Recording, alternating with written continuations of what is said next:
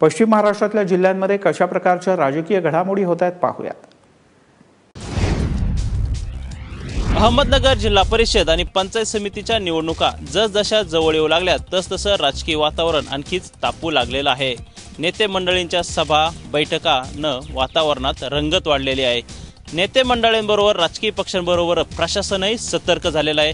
राज्याचे निवडणूक आयुक्त सहारिया यांनीही नगरला भेट दिलेली आहे।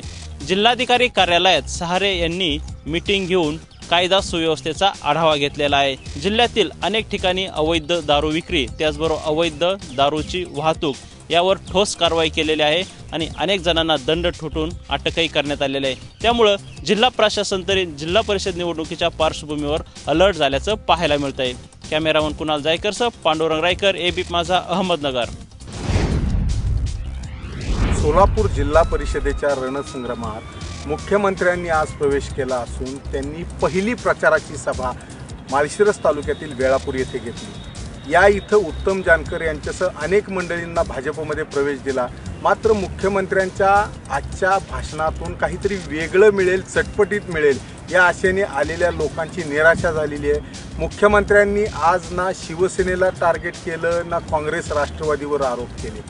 मुख्यमंत्र्यांनी फक्त आपल्या सरकारच्या योजना सांगत ही प्रचार सभा मारून नेली। यानंतर बार्शीच्या सभेकडे मुख्यमंत्री गेलेले आहेत। एकंदर मुख्यमंत्र्यांचे प्रचार सभा होऊन सुद्धा भाजपला या निवडणुकीत काहीतरी फायदा मिळेल या आशेने जी मंडळी इथं जमा झाली होती त्यांची मात्र निराशा झालेली आहे।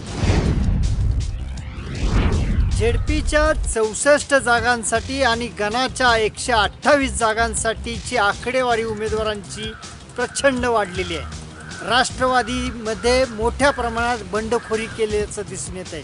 त्याचबरोबर राजकीय क्षेत्रात दबदबा म्हणून ओळखले जाणाऱ्या उदयनराजेंनाही तोच मनस्ताप सहन करावा लागतोय। या बंडखोरी केलेल्या नेत्यांना उमेदवारांना खाली बसवण्यासाठी हे सगळे दिग्गज नेते प्रयत्नशील आहेत।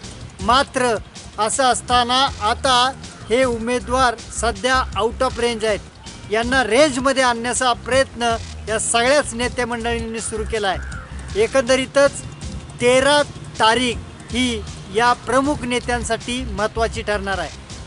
कॅमेरामन निहारसह राहुल तपासे, एबीपी माझा, सातारा।